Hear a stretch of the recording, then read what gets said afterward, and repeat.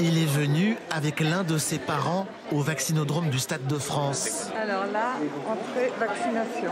Antonin, collégien de 15 ans, volontaire et imperturbable pendant l'injection. Ça va? Oui. Ouais, ça va. Ouais, j'étais plutôt impatient, je voulais le faire directement. Dès que j'ai su qu'on pouvait se faire vacciner, j'ai cherché sur Doctolib. Depuis ce matin, les adolescents comme Antonin peuvent venir seuls. Pour l'assurance maladie, la seule autorisation signée des 2 parents suffit. Pas de quoi relancer la dynamique de la vaccination, comme cet après-midi à Bordeaux. Les rendez-vous ont commencé à chuter en début de semaine, brutalement. La semaine dernière, on était à 2600 par jour, rendez-vous sur notre centre. Et là, brutalement, on a quelques centaines en moins. Depuis 2 semaines, la courbe des doubles vaccinés se stabilise pendant que celle des primo-vaccinés baisse. Malgré l'accès à tous les adultes le 31 mai et aux adolescents le 15 juin, la courbe chute toujours. De quoi inciter l'exécutif à faire et refaire l'éloge de la vaccination. Si les courbes de l'épidémie plongent au niveau national, c'est grâce à la vaccination. S'il n'y a désormais plus de couvre-feu, plus de masques en extérieur, plus de fermeture des commerces, c'est grâce à la vaccination.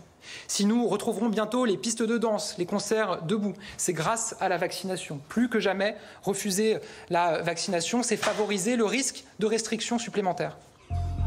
Inciter à se faire vacciner alors que l'été arrive en fanfare.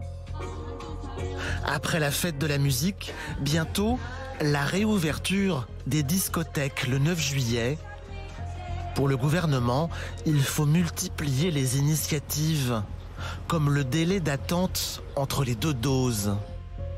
Il était initialement de 35 jours, puis étendu à 49. Depuis une semaine, le voici à nouveau raccourci à 21 jours pour ne pas freiner l'accès à la première dose à cause des vacances. Et pour ceux qui ne veulent pas y penser, le gouvernement y a pensé pour eux. L'été sera placé sous le signe de la vigilance. Nous allons déployer 5 millions d'autotests pour les centres de loisirs et les colonies de vacances. 2 millions d'autotests permettront une vigilance accrue à l'arrivée et au départ des vacances.